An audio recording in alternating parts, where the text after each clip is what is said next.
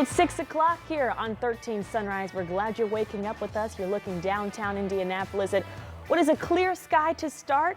We hope that means that we can move on into some cooler weather, although after this weekend, you're like, yeah, where is the cool weather? Right. There's nowhere to be found for us. Thank you for waking up with us here on 13 Sunrise. I'm Julia, along with Julia and Lindsay this morning.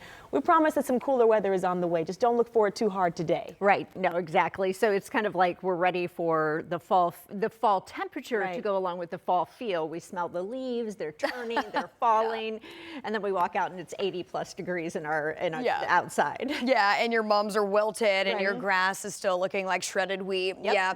We've still got this summertime appearance, and it's really felt like summer. In fact, we are now talking about breaking records as far as a stretch of 80-degree-plus days. We're now sitting at 10. The record was 9. So we've already done that. We've already surpassed it. And I think, once again, we're going to see at least the low 80s today before this cold front arrives, and that will make it a stretch of 11 days. So this is the latest in the season we have seen that long of a stretch of 80-degree-plus days in a row. So pretty significant warmth we have had around. It is rare air for this time of year. We are watching some incoming moisture from the Gulf this morning. It is surging north. You can already start to see some cloud development across Kentucky, Tennessee. That's pushing in our direction. Could get some stray showers out of that initially across our southernmost area here in the state. Then we've got this cold front that will arrive later tonight during the overnight through the first part of the day on Tuesday. It's a pretty slow mover. That's going to bring some much needed rainfall to Indiana over the next 24 to 48 hours. So for today, lots of dry time. There's your 81-degree forecast high temperature for today. And then we'll see spotty rain at first, becoming more widespread the deeper into the evening we get. Again, this is going to lift from south to north initially, so that will mean more dry time for our northernmost counties. That's why we are forecasting high temperatures to be a little warmer north versus south. But we all need to be prepared for some rain, and that's all going to build in. Here's 3 o'clock today, some stray showers initially, and then more widespread rain activity into the evening tonight. We're going to talk about your rain timeline into Tuesday when it moves out and that cooler air moving in. But as we approach 6:02 here on this Monday morning, we're going to take you back out to the roadways this morning and get you updated on what's going on there. The good news is not much. But we are looking on the northeast side because this is going to be a stretch of 69 where INDOT announced they have got some overhead signage to install. So in order to do that safely down the 69 corridor, they've got to close some lanes. So they're going to do it during the overnight hours, starting tonight at 9 p.m., running through 6 a.m. And that's going to happen a couple overnights this week. So be prepared for that during that I-69 corridor there on the northeast side. We're keeping an eye along that stretch of 69 from Fishers down to 465. Things moving along pretty smoothly right now, only about a 1-minute delay. So that's at least some good news. So we're going to continue to keep an eye on that one for you on the northeast side. And of course, any new accidents or delays that develop. Thank you, Lindsay. Well, former NFL quarterback and Fox broadcast analyst Mark Sanchez is expected in court this week after a fight and stabbing in downtown that really made national news, and he was arrested yesterday in the hospital. So now we're getting a closer look about the violent encounter that happened, and Anna Chalker joins us in studio after looking into court documents and learning more about the other man's condition after this fight. Good morning. Good morning, ladies. The 69-year-old's family tells us he is recovering and his injuries are so severe that he's having trouble talking now. And I want to warn you, the photos we're about to show you are graphic. We've blurred the man's face and are not identifying him at the family's request, but they say he has a deep 6-inch gash on his cheek that went into his tongue. This fight took place early Saturday morning on Washington Street downtown, and it was all caught on security cameras around the area. According to those court documents, the victim says Sanchez approached him while he was in his truck working in a loading dock in the Westin Hotel. He says Sanchez told him he couldn't be in that area. Police say the victim didn't have his hearing aids in, so he really couldn't hear Sanchez, but says he could smell alcohol on him. Court documents say Sanchez got into that man's truck, and when the man tried to grab his phone, Sanchez stopped him. Police say the victim grabbed his pepper spray and then sprayed Sanchez in the face, but Sanchez wiped it off and approached him again. That's when the victim pulled out a knife and stabbed Sanchez 2 or 3 times.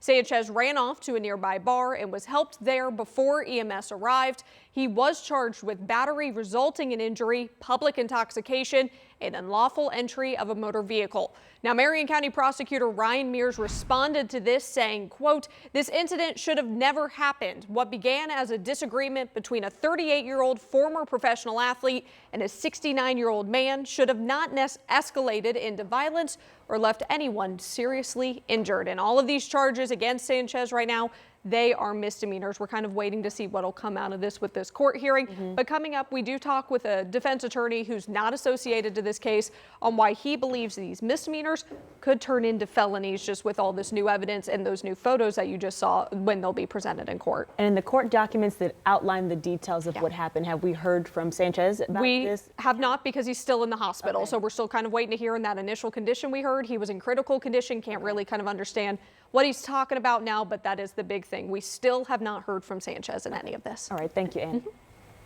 Well, happening today, yet another round in the battle over data centers being built here in Indiana. Today, Morgan County commissioners will be voting on a 500-acre data center. Now, this plan has gotten a lot of pushback from neighbors who live in this area. Some people almost got removed from a public hearing last week. The Planning Commission gave a favorable recommendation to the data center, but county commissioners get the final say this morning whether to rezone additional land. So that meeting gets underway at 9:30 this morning. 13 News will have a reporter there, and we'll, of course, bring you updates on 13 News beginning at 4. Now, also happening today, the full City-County Council is set to meet with a packed agenda that includes a final vote to adopt the budget for next year. They'll also hear a proposal to add $20 million to pay for homelessness initiatives and improve infrastructure. There's a final vote on a proposal to collectively urge the Indiana Utility Regulatory Commission to reject rate hikes from AES as well. So we'll follow all these proposals and where they stand after that council meeting here on 13 News. Let's turn now to an update on a Noblesville's family's battle with their homeowners association. The dispute is over a ramp and deck for their paralyzed teenager. You wouldn't think there'd be any issues here, but 16-year-old Corbin was injured last summer in a trampoline accident. Since then, his life has been a long road of surgeries, pain, and learning to adapt. And the biggest challenge was an unexpected one. The family's neighborhood association first denied a request to build the ramp on this home and send it back to some revised designs and told them maybe this is what you can have at your house. But now the family tells us after many months of back and forth, they're finally close to an agreement of what they can add on to their home. Corbin's mom says that while she is grateful for progress at this point, it shouldn't have been this hard. I am angry. Like, it should not have been like this. It should not have taken 3 months to get here. There shouldn't have been all the back and forth. Is it nice that we can finally move forward? Yes, but it really shouldn't have been like this. So under the agreement they've now come to, the family has to agree to remove the ramp and deck if and when they decide to move out of their home. Well, a big honor for Shaq Leonard at halftime during yesterday's Colts game. And the three-time All-Pro linebacker received his flowers for retiring as a Colt. He and his family were there. They got a nice ovation as they went to the field from the fans. Leonard played 5 seasons with the Colts. Now, he was the Defensive Rookie of the Year in 2018. And before the game, he talked about what his time with the Colts franchise really means. I want to thank Jim Irsay, the Irsay family, Ballard, just giving me an opportunity to